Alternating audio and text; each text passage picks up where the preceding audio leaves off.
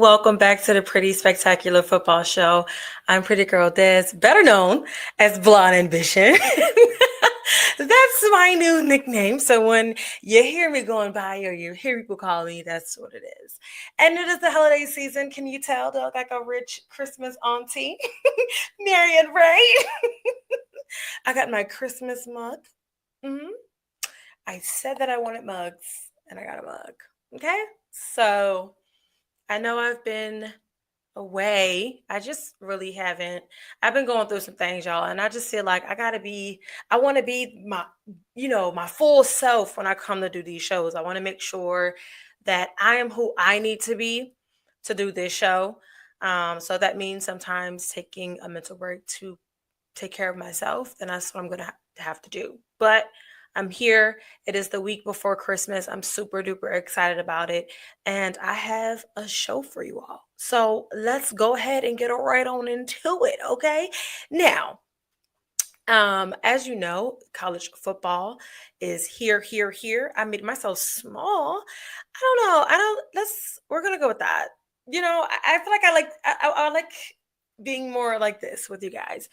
So like I was saying, it is college football playoff season. NFL will be going into the playoffs really soon. A lot of things have been going on. So for tonight's game plan, it is strictly audible alerts. That's it. I got a lot of topics. So that's why I had to do it. I want to do it that way. So for the audible alerts, you can look for HBCU football, college football playoffs. We're going to talk about Heisman, some college football coaches. We're going to talk about Aaron Rodgers and the beef that he has going on right now, the holiday games for NFL, and so much more. So sit in, lock in tight, because we're going to have things to talk about tonight. I like you see what I did there? Yeah. It's corny. It's okay. All right. But starting off with HBCU football. So the Celebration Bowl really kicked off the bowl season, and it was Jackson State versus South Carolina State University. Jackson State did win very decisively, 28-7. 7 points is the lowest amount of points a team has ever scored in the Celebration Bowl in its 9-year tenure. The South Carolina State Bulldogs are in the MEAC and Jackson State is in the SWAC. So obviously the battle of the top D1s, and Jackson State is the best in the nation for HBCU football. Point blank. Period. This year I started off with Media Row, or Radio Row. I feel like it should just be Media Row because it's the same thing as NFL, just less confusion. But I started off there. I was working, obviously, with MTMV, doing some good interviews. I met some great people, just doing my thing. And then on game day, I was working with my partner under Pretty Girls of Sports, Pretty Girls Media, and I was on the field. So I'm going to be honest with y'all. This year, I was not really excited about going for some reason. Again, I've been going through my own thing. So I didn't want to go. I really didn't. But the best day of any day or any week for me is always game day. So when game day got there, I was super duper excited, even though I had some wardrobe malfunctions at first. And I ended up wearing this baby blue shirt with a sweater, my Spanx, if you know what those are. Not the undergarment thing, but the leggings, if you know what those are. If you know, you know. Okay? It's like Lululemon. Okay, get into it. I just dropped my phone, yeah. Anyway, so got to game day, super duper exciting. I just was so happy to be there because I'm always happy just to be at game day, and the fact that I realized I was going to be on the field, so I got to see the game from a different aspect. It was so much better.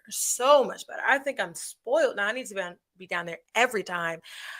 Great game. Love seeing the bands. Love seeing all the fans that showed up. It was estimated about 33,000 people were in the building for this game. Super big game for HBCU football. And I'm just super happy that I got the opportunity to go again. I did go last year. And I feel like this year, because I was a little bit more prepared mentally, physically, and I had already knew what I was walking into, that it made it a lot less stress for me, but more fun. I could really take it in. I could really, walk in my stride, and I could really do the things that I wanted to do because I wasn't just like a newbie and feel like a fish out of water. But either way, it was a really good experience, a really good game day. Super duper excited for head coach TC Taylor. He's been one of my favorites. I did tell you that a coach did egg me. If y'all was paying attention, if y'all was watching, I think I said it on Locker Talk. I think I said it on Locker Talk where a coach kind of egged me, and that coach was on the losing end of this one. But you win some and you lose some, and I think Jackson State really just did what needed to be done. Okay, so we're gonna move on now. Yes, we're gonna go on to again. I am so biased now. When I first got into college football, I was like, oh, it's just, nothing is going to compare to NFL, nothing, nothing, nothing. And boy, did I eat my words. I can admit when I am wrong. And I was wrong. There is nothing like college football. Nothing. Nothing comes close to it. Okay. The atmosphere, the vibes, the fandom, the experience. I'm all about experience. So covering football and being there, it's all about the experience for me because I'm not going as a fan. And when I am going as a fan, it's always been about the experience from the time that I walk into the stadium to the time that I get my first drink or something to eat and I sit down and I get to view the game and where I'm viewing it from and how I'm doing things. So everything is always about an experience. And I can say that college football is about the experience.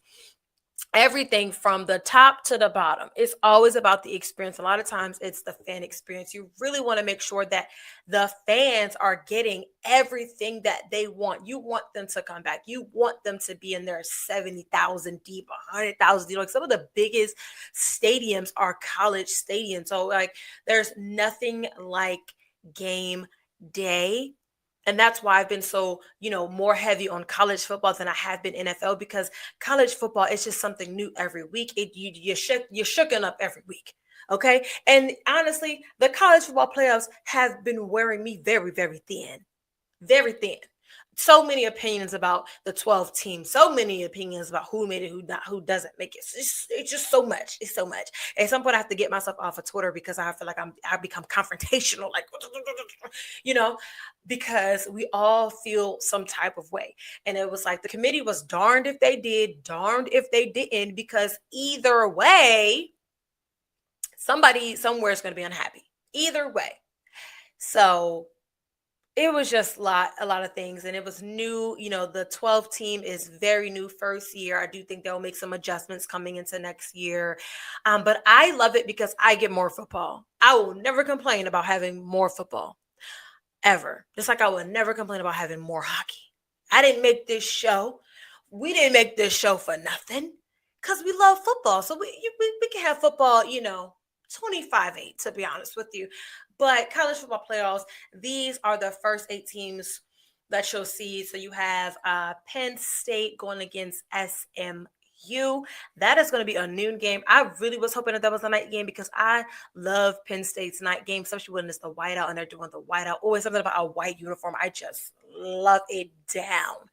I love it down. The monochromatic white. Yeah, I love it. See, obviously, I love it. Obviously, it's something about the white. I don't know if it's just the white looks so crisp on the turf, or just like, especially in the evening time. Like, I just love the white guys, and nobody does a white out like Penn State. You can say what you want, but nobody does the white like Penn State. Okay, Colorado tried, but nobody does it like Penn. Okay, that's like their thing. The Friday game, though, because the playoffs start Friday with Notre Dame and Indiana. This is the first time in college football history where you have 2 teams in the same state will be playing against each other in a playoff game. So this is going to be really big for both states. As you know, so you may know, but I was late to the party finding out that Notre Dame football was not in a conference. I'm like, wait a second. I know that they're in the ACC. But basketball, they are. Yeah. Football, they're not. I was today years old when I had found that out. Not actually like today, but a couple of weeks ago. And I was like, wait a minute. Why is Penn State not playing in because Penn State, not Penn State, Notre Dame is not in a conference. And I was like, Because when it came out that Clemson was going to be playing SMU in the ACC championship, I'm like, wait, where's Notre Dame? Because Notre Dame would be top of the ACC if it was the same way, if they were in the conference. And they were like, Notre Dame ain't in no conference. And I said, oh, wow. There you have it. So they're not in the conference. So, of course, they could not be one of the top 4 seeds, even though they have they had a really great season. But, people argue their strength of schedule. People argue that they're playing nobodies. I feel like that's the argument with almost every school. They say, I'm sorry, it really tickled me. Everybody says, well, that school played nobodies. Texas played nobodies. Clemson played nobodies. SMU played nobodies. And Boise State played nobodies. And whether it's true or not, it's just that when people say they played nobody, it's like, darn. Y'all forget athletes have feelings too. They're human. Like, you call them nobodies. But I get it, nonetheless. So because Big ND, the Fighting Irish, is not in a conference, they cannot be in the top 4, so they have to play in this first round, and they're going to be playing Indiana. People are saying that they are going to whoop Indiana. I don't know. I feel like that's going to be a super good game. I feel like it is the perfect game to kick off the playoffs. Same state, 2 great teams. I know people sleep on Indiana a little bit, but I feel as though if Indiana really shows up to play, I think it's going to be a really great game. That's just my opinion there. I feel like it's a great game to kick it all off. And then you have Clemson and Texas playing in Texas. It's like a homecoming for Cade Klubnik because he's from there. So they're like, oh, he's going to be playing lights out bowling. And he might. And I know that people are, again, the whole they played nobodies and such. But watching Clemson all season, they are fighters, right? They're fighters, and they don't let down easy. They never lay down. And besides that first game when they played Georgia, they did very much lay down because they only had 3 points. Very, very much lay down. But ever since that game, they've picked themselves up, playing well. And rather that is now they're going to be playing against another really hard team with Texas. And I feel like Texas is going to come in peed off because they lost an SEC championship. They're playing at home in front of their crowd. It is I think 4:00 game. So not quite in the evening time as I expected. I feel like if it was an evening game, they definitely would have had a higher chance of really like dominating, but it is a late afternoon game. So that's going to give or take there. I feel like I feel like all these first round games are going to be really good to me. I feel like each team is going to come out obviously playing like balls to the wall, but the matchups, I can't lie, are not as bad as some people are making them out to be. I feel like SMU definitely has some fighter instincts in them from the way they climbed themselves back out of that deficit against Clemson in the ACC championship game. You saw them kind of like get out of their heads to like, oh, we're just happy to be here, to like, wait a minute, we might have a championship to win. And then they started to fight back, but it was just too little too late with the ending field goal. So I feel like they're going to apply some pressure to Penn State. But okay. I think if Penn State really corrects the things that they had in their championship game, then that'll be different. And then you have Ohio State versus Tennessee. GBL. Now, I do feel as though it should have been switched. I do feel as though Tennessee should be holding the home game. And yes, I'm a little biased, so I am admitting that. I'm admitting that part. But I also feel like the way that Ohio State just went out to Michigan we should have just been, you don't deserve a home game, the home field advantage. You don't deserve that, But nevertheless, Tennessee is going to be going in there. Tennessee has a good defense. I am worried though, because it depends on what Ohio State team shows up. If the one against Michigan shows up, Tennessee's good. Okay. But if playoff really good coach day, gave them a good pep talk speech, perhaps a dinner snack the night before, then Tennessee may be in some trouble. I feel like that's going to be a great game. And it is a night game at that. That one is so hard for me. Tennessee rightfully can win the game. But you see, they made me nervous when they was playing Vandy. And it was there was a little too much slip and slide in the beginning of the game. I didn't like that. I didn't like that at all. Okay. So they're gonna have to play like lights out from beginning to end. And I don't know if they are actually going to do that because I don't feel like all season they've been doing that. I feel like they kind of pick up the pace to me. So I don't know. I don't know, guys. What do you think about this? Yeah, I just think they're all gonna be really good games. I'm excited. I'm excited. I'm excited for the games. And then whoever wins from those, the four will move over to play the four. Either they'll play Georgia, Oregon, Arizona, or Boise State. That's all I gotta say about that. I had it before. Their bowl games. I can't remember. I know Georgia's playing in the Sugar Bowl. I know that Arizona is playing in the Peach Bowl.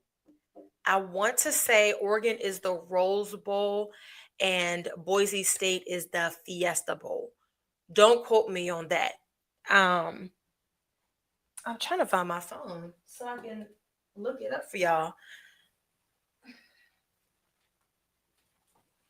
Yes, I know. I know. I was like, girl, this you ain't had to do all that. Yes, I did. Yes, I did. Okay. Cause I just did. But either way, I think it's gonna be kind of cool having Arizona come over to the East Coast. Okay, they kind of get their chance to come over here for the Peach Bowl. And let's see.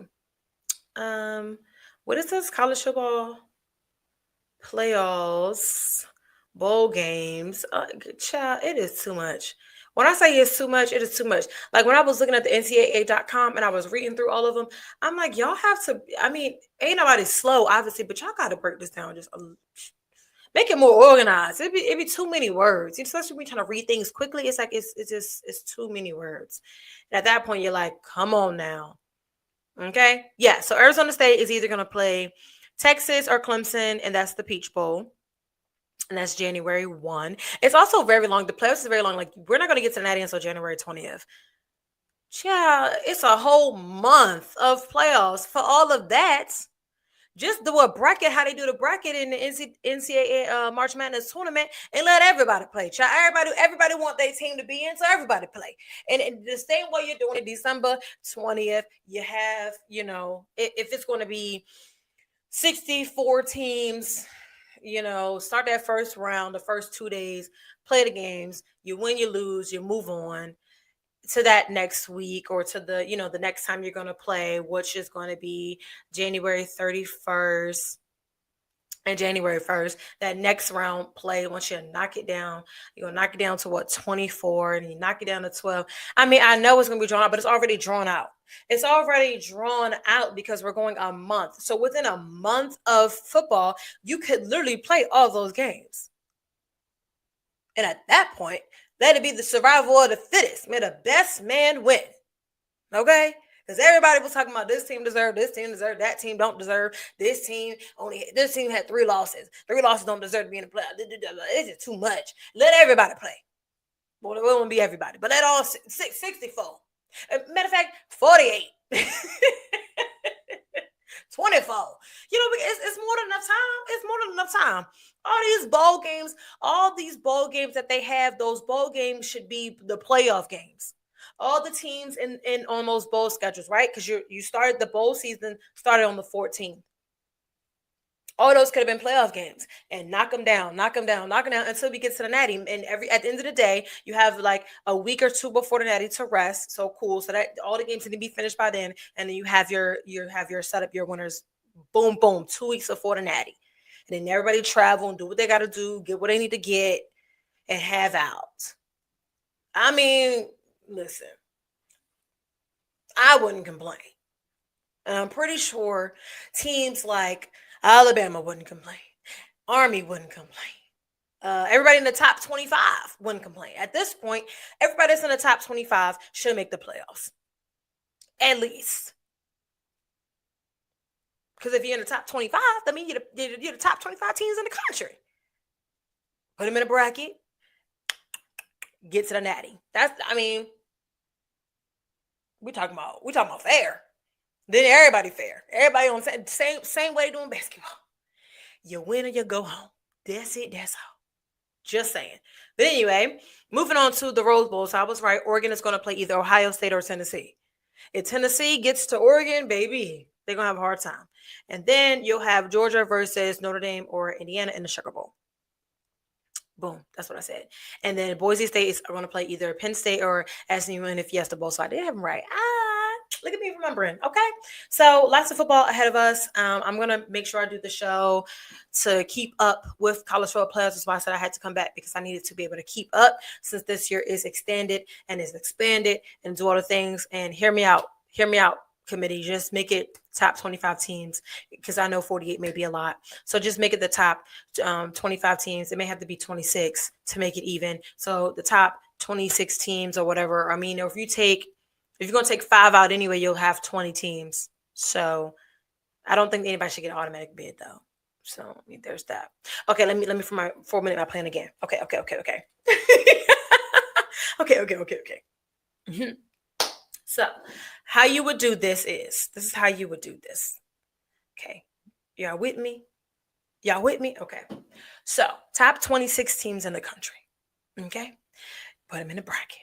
That means you got 13 games for the first time for the first round of playoffs, which means all of those bowl games. Okay, make the bowl games the first round of the playoffs, because I feel like if you want to increase watching, the viewership, especially for some bowls that people don't even know what the heck going on. They don't even know what it is. Okay, so if you want to beef it up and add the viewership, you make them playoff games. If you win that bowl game, you move to the next round of the bowl games. They're already set up and they're already in place. They already have teams there.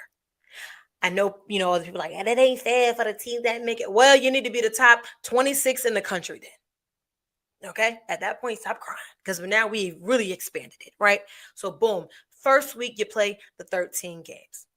And at that point, you're going to knock it down. You're going to knock it down, right? You knock it down to the next round. Boom. And it's be like how we are here near the first round. After they play, boom, knock it down. So if you had I'm just saying. Or I mean, like, there's a way to do that to make it all even. It may not be 26 or whatever, because I know you'll get 13 games. So maybe you need 27 to get 14 games. And then from the 14 games, you drop it down to 7 because 7 games, because after that, half the team's going to be out anyway. So then you go to the 7 games, and then you move down and get to natty that way. Hey, I don't know. I think it'll work. But anyway, we're going to move off of that because I've been ranting about it enough. I just feel like if you make 20 plus teams and you figure it out, I should have figured it out before I brought it up, but I didn't think about it until I actually said it up my mouth. And I was like, that is lit. That is lit. But there's always a way to do it. I feel like you open it up, especially, like I said, the top 25 teams in the country, they're already in the top 25 for a reason. I feel like they should be rewarded with going into the playoffs, because why not? Y'all always talk about, the underdog may surprise you. The underdog may surprise you. Well, let number 25 surprise us and become a natty winner. Okay? Point blank period. Moving on. Our Heisman, the Heisman winner did go to Travis Hunter. Another thing where I was on the internet and I said, I got to get off of this internet because y'all are crazy. I don't like the word deserving. I don't like it. I don't like the way that people are using it. I don't like the way that people are throwing it around. I don't like how people are trying to say one person deserves it more than another person. Another person, he not even the top wide receiver. He not even the top corner. And this one was, making his way to be at the top for the running backs and blah, blah, blah. Woo, woo, woo, woo. It's a popularity contest. Well, part of it is. And if we're being honest, if we want to talk about the popularity of it, if you're being honest, more people know who Travis Hunter is than they know who Ashton Genty is. Because when I first came in, I didn't know anything about Ashton Genty. I had to follow him and look him up. And I'm like, wow, this boy is great. He's amazing. He's amazing as a running back. You cannot take that away from him at all. Cam Ward, I know who he was because I followed the ACC, so I know what Miami got going on down there because they in the ACC, they was at the very top for majority of the season. I'm like, okay, this young man is great. He's phenomenal. He's poised. He's respectful. He just seems so mellow. He's a leader. Nothing phases him, whether they lose or not. He still can wrangle up the troops on the sidelines, and get the job done.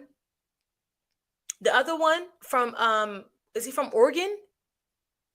I don't really follow Oregon that much. I just know that Dylan. That's his name. I know I'm supposed to be knowing everything, y'all, but bear with me. I don't remember everything. But either way, all four of them obviously were deserving. Obviously, were deserving. So why are we saying one person deserved it over another person, or one person is not deserving of it? Like, what are we talking about? They are all deserving, and it was at the end of the day, it's a contest. Whether we want to look at it that way or not, it is a contest. Not only is it a contest for stats, it's a contest for popularity, it's a contest for maybe likability. It's a contest for everything. Everything in football is a contest. You're gonna win some, you're gonna lose some. And I understand this is the collegiate highest honor that you can get, but only one can win. Only one can win. And I honestly think that what Travis Hunter done, and I know people say, why do people keep saying that? No, he's nothing on. We have never seen anything on earth like him before. There's been other players that done what he's done. Okay, you can make that same argument about Ashton Genty. There's 3 powerhouses before him. Who records he had to break it? Who records he was chasing all season? Not just one person. He was chasing 3 other people that were ahead of him.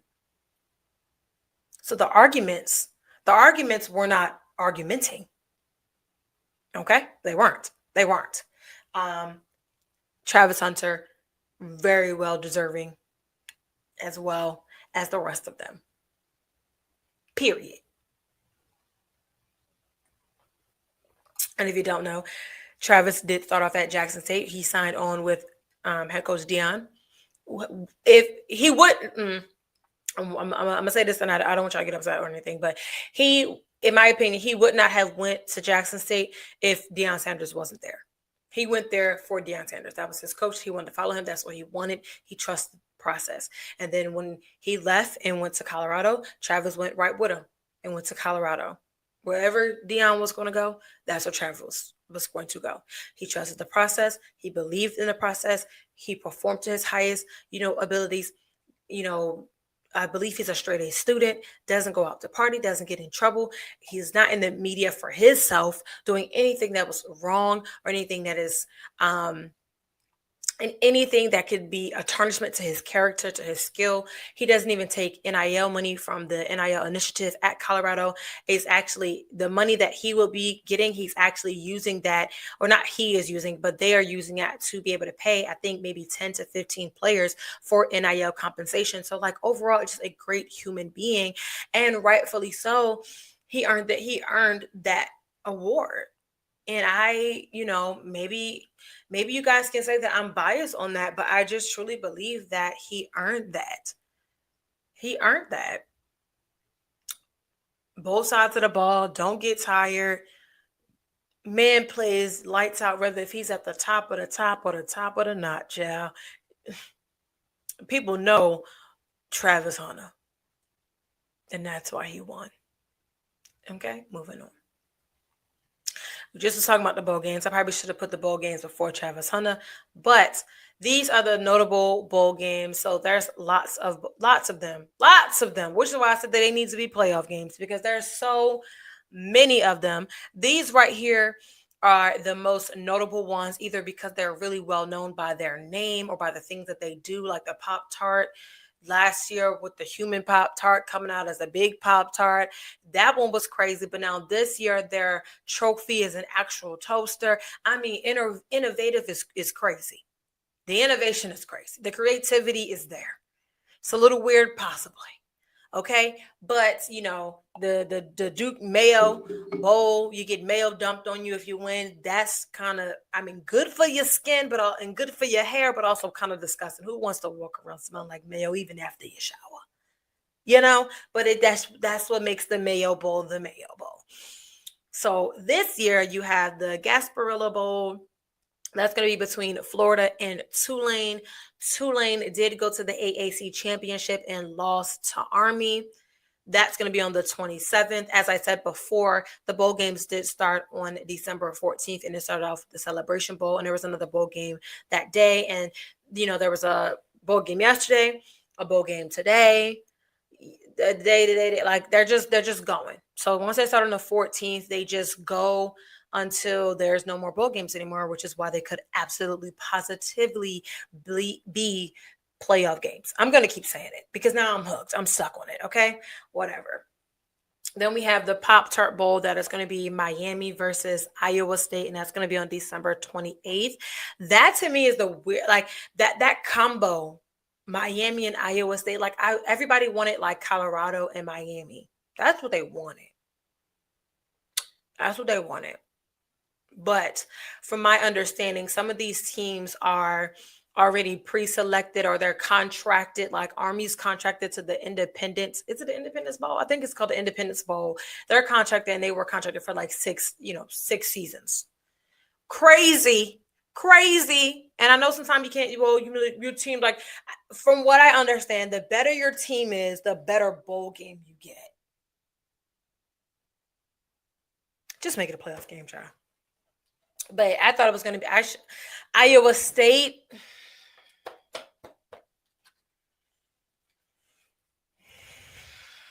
Okay. The Alamo Bowl is going to be Colorado versus BYU, and that's going to be on December 28th as well. People were like, wow, 2 Big 12 teams are playing against each other. That never happens. And it's because, did y'all forget that Colorado came from Pac-12? And originally the school was supposed to be a Pac-12 school, but what is the Pac-12 at this point? Okay, thank you. And then you have the ReliaQuest Bowl. The only reason why it's notable up here is because Alabama is going to be playing Michigan on December 31st. So bringing in that New Year's Eve, we're going to have some Alabama football. And Alabama right now is going through a transfer portal mess. It is a mess over there. It's a mess. Every time I look up this player into the portal, Malachi Moore is hurt and injured, so he won't be playing in the bowl. So you know what? At this point, if Michigan beats Alabama, moving on, the Citrus Bowl, which is the Cheez-It Citrus Bowl. I don't understand it. Why is it the Cheez-It and Citrus? I know it's played in Florida, so Citrus, Cheez-It. That's not even 2 words I would want to put together. That's not even 2 things I would want to put together. Cheese and citrus. Okay, all right, whatever. But this is one of the most notable bowls of all of them. And that is going to be against South Carolina and Illinois. Both are ranked teams within the top 25. That game is also on December 31st. So that's going to be one of the bigger games that people are definitely going to watch, especially because people feel as though that South Carolina should have made it into the playoffs and they did not. But at least they got a really good bowl game, something that is, again, notable, something that is well known. And from what I've been seeing, especially seeing in the press conferences, just keeping up with their program, they have already sold out of their tickets for the bowl game. So they're trying to get more tickets for their fan base to get down there. And I know they're probably like, well, we don't want to sell all the tickets from Illinois, baby. The Illinois people ain't going to be there. That's a Gamecock home game. Gamecock's home game. Okay. But that's going to be down in Orlando, Florida. And then you have the Duke's Mayo Bowl, and that's going to be Minnesota versus Virginia Tech on January 3rd. I have no really much commentary for that one. The Mayo Bowl is in Charlotte. Citrus Bowl is at Camping World in Orlando. I don't Quest Bowl is in Tampa Bay. So nice weather. Alamo Bowl is in San Antonio, Texas. Pop Tart Bowl is also at Camping World in Orlando. And the Gasparilla Bowl, where is that? That's the one. Is it in? It's not in Alabama. I forgot that one. I forgot where that actually is. I know Georgia Tech was in it last year and they won. I can't remember. Oh, forgot. But anyway, so those are the notable bowl games will you be watching. Camping World is doing it. Camping World has like 3 bowl games, like back to back to back to back to back. So they making their money. Okay, give me my money. Yeah. I'm super excited about all the ones that I talked about. I'm super excited to see them. Minus maybe the Mayo Bowl because I haven't watched V Tech or Minnesota all season, so really not excited about that one. But okay, moving on. New coaches in the house. Woo, woo, woo, woo. New coaches in the house. Okay, Norfolk State hired the quarterback, former quarterback Michael Vick. Hometown hero for them. Super duper popular in the 7-5. So South Carolina State and North Carolina Central, you better watch out.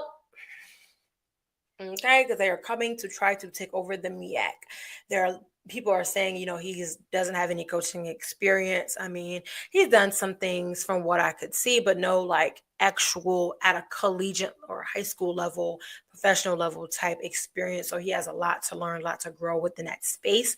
And a lot of people are saying that his popularity is what's going to bring the recruits to Norfolk State. Some are arguing, well, not really, because who wants to go to Norfolk State? People are like, well, people want to play for Mike Vick, so they're going to go to Norfolk State. So people are right now going back and forth about that argument there. Some people are not for, like the celebrity coaches coming in. And I can understand some of those arguments too. It's like you're getting the opportunity because you are a celebrity or you are, a former player. Even though you don't have coaching experience, you are kind of jumping those who are, as some people would say, that deserving word, that are more deserving of that position. I'm saying you're not deserving because obviously you've played in the league and you dedicated yourself to the league, but there's coaches who have dedicated themselves to being coaches, who have dedicated themselves to actually building up programs. And there are a lot of head coaches right now who do not have jobs and who need jobs, whether it be because they were good, because they were bad, or they just weren't a good fit for that school, that program.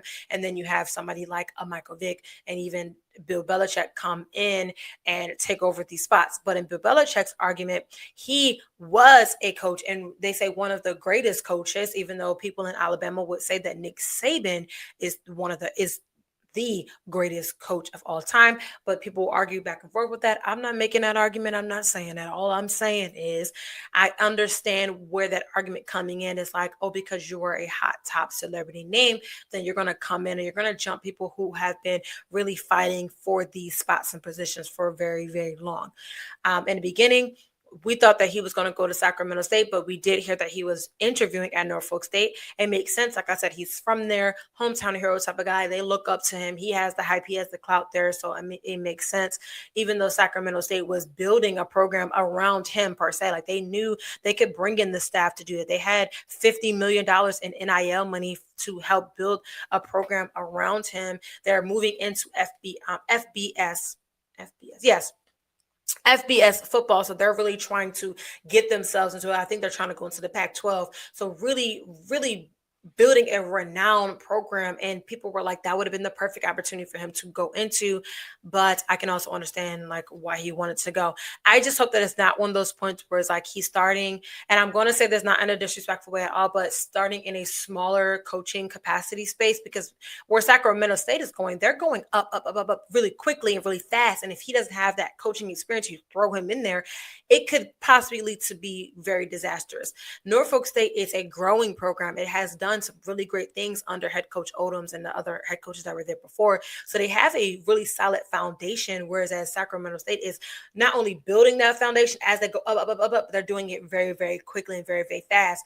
But coming into Norfolk State, he can really take his time and really develop that program to make it his program, to do what he wants to do, and his vision, allow it to come to life. And that's what I think is going to happen. I'm not saying that it is happening. And then, some people are like, well, he may eventually become, the head coach at VTech because that's where he went.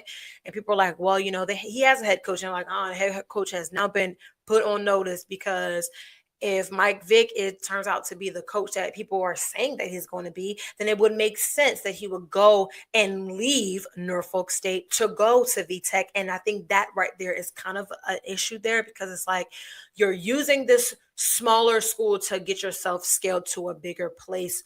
And we don't know the plan right now. We just know that he's been hired and he's happy to be there. But a lot of people are making sense of it. Like, that's really why he took that job and really took that opportunity to really, to really take his experience starting at an HBCU and then to leave and then to go up, kind of like what Deion Sanders did. But I'm not saying that's what he's doing.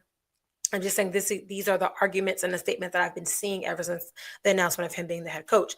But Belichick, on the other hand, people are like, don't nobody want to pay for Bill. We've seen how Bill was to the media, how he was kind of rude and how he might have been a little jerk, in the stands. I didn't watch a lot of the Patriots, growing up, and even still, ever since he left. So people were like, Tom Brady carried him. So if Tom Brady is not going to be on that coaching staff, Tom Brady's not going to be on the sideline with him, then he's not going to be successful as a college coach. He grew up around college football at UNC, so UNC was the choice for him because it is familiar to him. And being told that it's familiar to him and it has history for him, he just was like, this is where I want to be. He is on a 5-year deal. And they said that, maybe, an NFL team may come and try to scoop him up after a year to see what he's done, to see what he's doing. Some people are like, the program is not going to be that much greater than what it was. They have no faith in him that he can actually do this job, that he's going to be great at this job. They just think that he just, took it as, I need something to do. People are like, ever since he retired, he became and went into spaces that he said that he despised and didn't like, which is like the media space, being a correspondent and a spokesperson and doing interviews. And I think that maybe people are allowed to change their mind. People are allowed to see like, wow, I actually made a mistake and I didn't realize what this actually meant. Or maybe I was disgruntled and I just hated my life at that point. Ever since he retired, he went and got him a 23-year-old girlfriend. He's doing what he needs to do in that area. He's living his life. So maybe he got a second win, and maybe he's feeling like, what, I want to get back to what I love. I want to get back to coaching. I want to get back to formulating a plan and having a vision and winning some football games, just being a part of the football atmosphere. I know it's hard to get rid of, because when football leaves me, I got to put my time into something else, and I do that for hockey. But if I didn't like hockey, I'm really not a huge basketball person, so I get it. I just feel like maybe he missed it and he wanted to go back, and he tried to get with other NFL teams and they were not budging. So he went and took a step down. I was like, I'm going to go into the college space and see what I can make shake over there. And there he is. So there's that. I talked way longer on this subject than I actually wanted to, but I feel like I just had to get those things out. But moving on. Aaron Rodgers and this beef. Aaron Rodgers and this beef. Child, he is beefing. He is beefing with everybody. He's beefing with the ex-fiance. She came out and said that the relationship was toxic and that she was depressed. She wasn't herself. She just so happy to be released from the chains that he had it in. Okay. And then he's at odds and he's beefing with the Jets organization because, the Jets saying, we don't think that we want you back. And he's like, I just remodeled my house in Jersey. I'm supposed to be coming back. I had plans to finish my career here and I was supposed to be coming back. And then he was like, what? I'm not making no decision on my career, especially going into 2025. I don't know. We got to see. And then he's on the Pat McAfee show, which I don't really understand that show. I don't, me personally, but he goes on the show, they're talking and they're going back and forth. He does make comments. He's always made comments about the media. This is not something that's new. He's made comments about the media before, about how, the coverage of his career has changed from, being a Packer and going into the Jets, and so much has changed. So much of the covers have changed. he feels though people loved him at one point and now they hate him, and then it's just so much. So he's made comments before, and most recently he made comments saying that a lot of things that people are saying when they're on these sports shows, right, are unfounded, asinine. And then he said they think they're the celebrities now, right? And again, he's talking about media personnel, he's talking about sports shows in general. And at that point, people thought that he was, firing off, right? So people were taking the defendant. Cam Newton had something to say about it. Ryan Clark had something to say about it. Stephen A we got something to say. So there's that. Other people were just like, you taking shots. We ain't sent for you for real. And he's like, but you did. You sent for me, so I showed up. Okay. And if y'all know one thing about Aaron Rodgers, he don't care about what he says out his mouth. He gonna say what he gotta say. He gonna defend himself, defend what he feels, defend his thought processes, and that's okay. Okay. That's on that. So he's going back and forth. And then him and Ryan Clark are going at it. Okay. So Ryan Clark is shooting off at the tweets. Aaron Rodgers said we had to say on air. And it was like he ate them up in the statement where he was like, nobody remembers your career. You had to find this, not quote unquote, but this is what was said out of his mouth at some point. Nobody remembers your career, and in 5 to 10 years, probably nobody gonna remember my career either. But I'm not gonna need to go on TV to go on the show to stay relevant. Oops. And then he says, before you talk out your mouth, tell people what your vaccine status is. Tell them that, you got captured by a multi-million-dollar basically scam, and that you got, you all vaccinated up. You got caught up, you got captured. That's what he said, captured.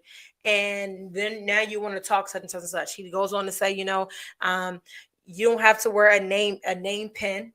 Ryan Clark, we've seen that. We've seen that brooch. But actually says it's a lapel pin. Try to go back and forth. You don't need that on your name and everything. So they were taking shots at each other. And Ryan Clark is, on Twitter, just twirling it away. And he's like, I want to talk to you. I want to clear the air. And then he says, Pat McAfee gets in and was like, yeah, they said that I pay you to come on here. He was like, I did pay you, I guess, well before, before when the show was trying to get off of the ground or something. I really didn't understand that part about it. But before the show, before this year coming in, and Aaron was like, I haven't been paid nothing for this year coming on your show. I haven't taken $1 or whatever. And Brian Clark was like, yeah, but you was paid, and you are essentially acting like you're not the person that you saying that you don't like in media, because you are a media personality, a TV personality coming on a show and talking. And I think that it is a little bit different. Right. I think it's a little bit different, just a little bit. But they are going back and forth. They are fighting like the girls. Okay. Back and forth. And Ryan is like, I want to talk to Pat because I didn't say nothing negative about him.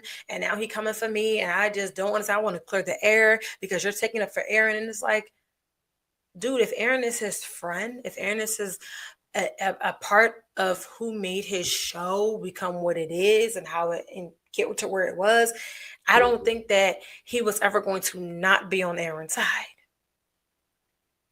Okay. But when you mention him being paid and then you say the show, oh, you're getting paid to be on that show, then you are indirectly coming for him, though.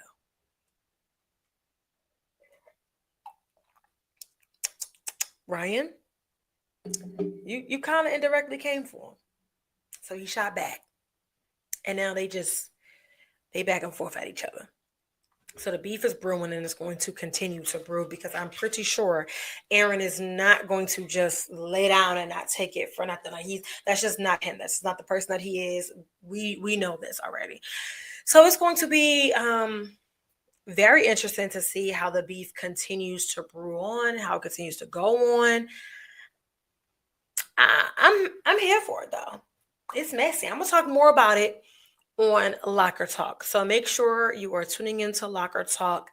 Yes, it's on the radio, but I'm also going to do some visuals this time. I'm going to sit in front of the camera. So make sure you're watching Locker Talk because I'm going to dive more into it, but I can actually read the article and not hold you all hostage too much longer on this live. Moving on, though. Bitch, please. Yeah? Yeah. Kirk Chains is being benched for Michael Penix Jr., who they got in the draft. Kirk was the main one that everybody was talking about. Even though the other two on this slide did get benched as well, but he was the main one that they were talking about because the Falcons paid him $180 million, from what I understand, and $90 million is fully guaranteed. Mm, mm, mm, mm, mm.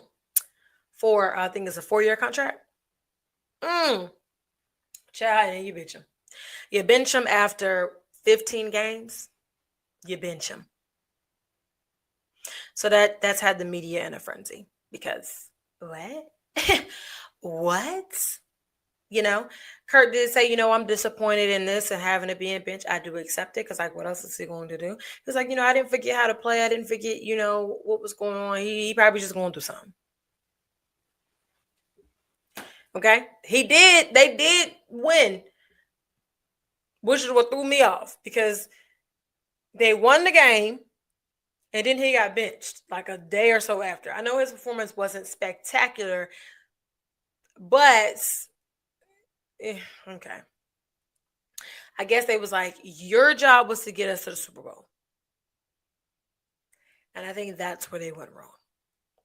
That's where they went wrong, thinking that he was going to get them to the Super Bowl. We knew that he could probably lead them to the playoffs, and then he was going to fall off after that. I don't know what football they've been watching. I'm not sure. Okay.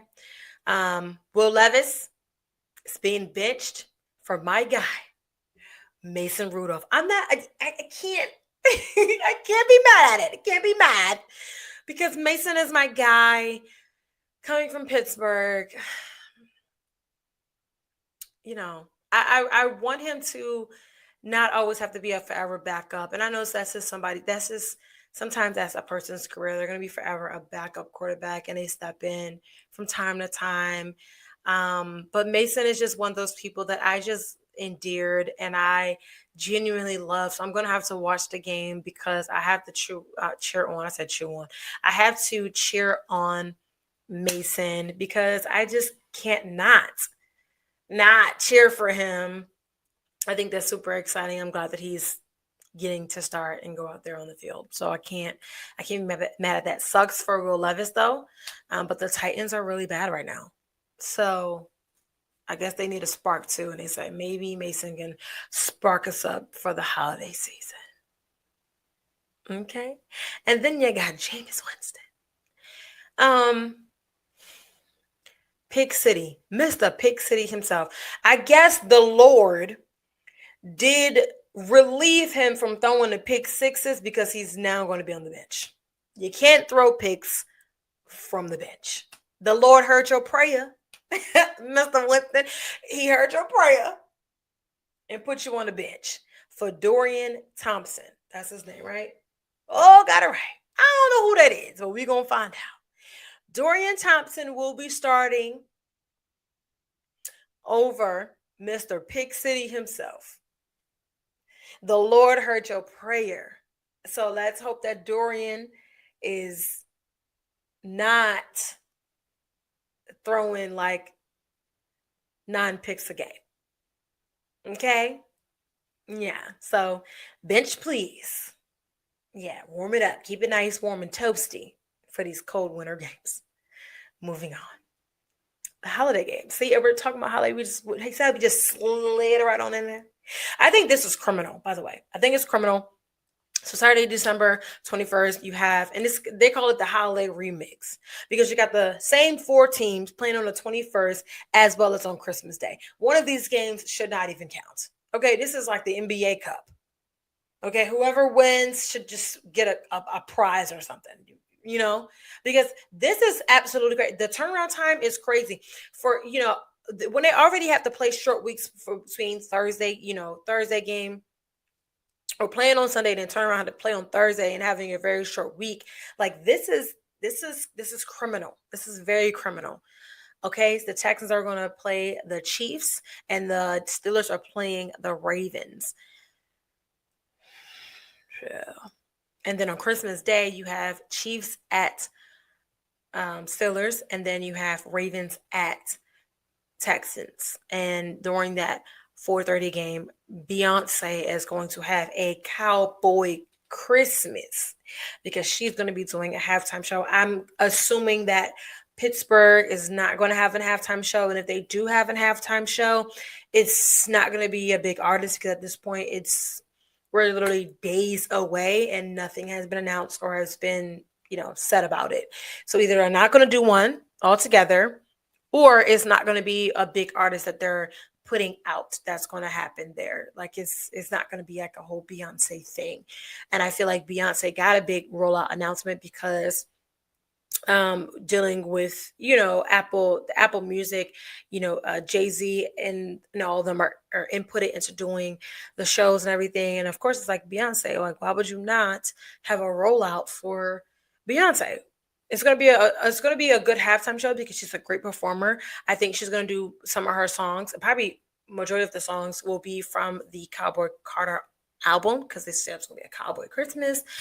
Um, yeah, so that's that. It's gonna be on Netflix, so I guarantee that the buffering and the huffering and the suffering that we did when Netflix did the fight will not.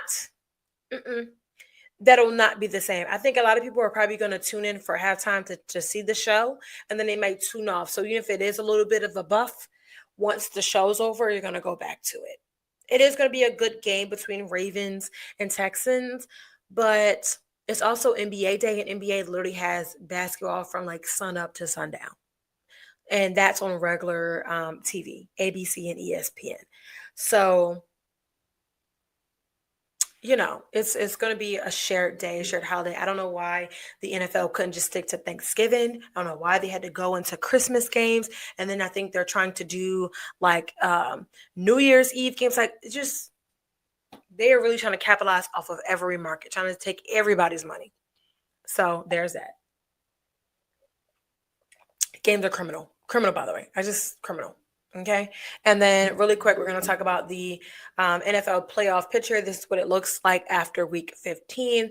Number one seeds in Kansas City and the Detroit Lions. Both teams, well, Kansas City may be in some trouble because Patrick Mahomes does have a high ankle sprain. So they don't know if he's going to be out for the next two games, which would be those two holiday remix games. I definitely feel like they're going to need him for one or the other. I really think that the Texans one is really was what is going to be more needed, but I can also understand wanting to play that Christmas game in Pittsburgh. I get it. I get it. I wonder if it's going to snow. Oh, that'd be great in Pittsburgh. I wish I could go to that game. And then you have just on the sides the number 7 versus the number 2 seed. The Buffalo Bills are number 2.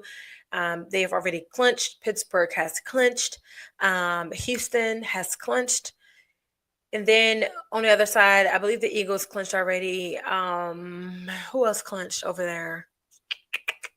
I'm not sure. I can't remember all of them, but a lot of these teams have already clinched playoff spots. So whether it be Chargers, Bills, which Chargers are playing. They're playing pretty good there. Steelers, Broncos. There's the Broncos. Steelers, Broncos. Okay. Russ is playing much better. Russ is actually playing toward this game. Oh, baby. That would be a great game. A great game. Russ showing up and ending them. And ending them. Yeah, we need that. We need that in our lives. And then you have Texans, Ravens. So that will be literally if this stays the second time this season that they have played. I think they're always going to be a good game. CA Stroud, Ravens, I feel like that's just going to automatically give you a really great matchup. Commanders and Eagles, whatever. Packers and Bucks. That's a good game. Jordan Love is playing really good. Baker's also playing really good. Vikings and Rams. I feel like the Rams are okay. They're playing good, but I just feel like the Vikings are just that better team there. And then you have the teams that are in the hut trying to still make it in. There's teams that are already been eliminated, and there is that. I mean, the ones that are eliminated, you knew that it was going to happen. So, New York has been eliminated as a whole. They're a certified NFL practice squad team. Okay. But that's the show. I do have announcements that I want to make and just reminders. So for the next 2 weeks, it is a holiday season. So you have Christmas, the Christmas holiday coming up next week, and then you have New Year's Eve and day the week after that. So I'm going to be doing releasing of interviews. I'm going to probably do maybe 2 interviews each. If I have 4 interviews, I'm going to release 4, but if not, I'll release 1 interview next week, and then 2 the week following that. And then when I come back, we're going to start getting into some mock draft stuff. So make sure you're locking into that. If you like the mock draft, we do the mock draft every year, but this time we're going to be doing mock drafts leading up to the actual day, because when mock draft time starts, it changes so much. And usually we like to do all 32 teams. So we do half one show and then the other half the next show. So we're going to be doing lots of mock draft stuff starting in the new year. I'm also going to be doing some guest appearance shows. So I got people that want to come on the show already. So we're going to do more guest appearances and more interviews live doing those things. I'm going to do a couple live shows before the season ends and before we get to draft time. So we have lots of things going on. So be prepared. Make sure you're locking in on all social media platforms, because we have a lot of things to go through and to get through. I'm back. We're hitting it running. I know for holiday season, I'm going to give myself time off to do whatever I want to do for the holiday time, but the show will go on because I've already been gone for weeks. So I don't have time to be going to come back for one to be going for that. Nah. So I'm gonna show y'all some interviews that I've done, especially for the HBCU Celebration Bowl. I feel like those interviews need to be pushed out some more, because those players and those athletes are really great players and athletes. Same thing. Those players are really just amazing and great people, and I really want to have you get a notice of what they have to say and who they are, and really see, because some of them they've declared for the draft. So it's going to be great, great, great, great, great. Thank you for staying on with me and being a part of my rants and my talking. Is so happy. I'm so happy to be back. I'm glad to be back. I'm going to push through from now on to get these shows done, because it's important to me, even if it's only 5 of you watching. Okay, it's important to me. I love everybody that does watch, support, rewatch, put it out there in any type of way. I really, really, really, really, really, really, really, really, really do. So love it. Shout out to the Ozell brand, who is the sponsor for MTMV Sports. But make sure you are following, liking, sharing, subscribing, and leaving me a comment right now. Leave me a comment, and to make sure you're looking out for us on NTMV Sports. It's also NTMVPN on Twitter, and all social media platforms for me at PG Love Sports. Thank you guys, and I shall see you in 2 weeks. All right? 2 weeks, okay?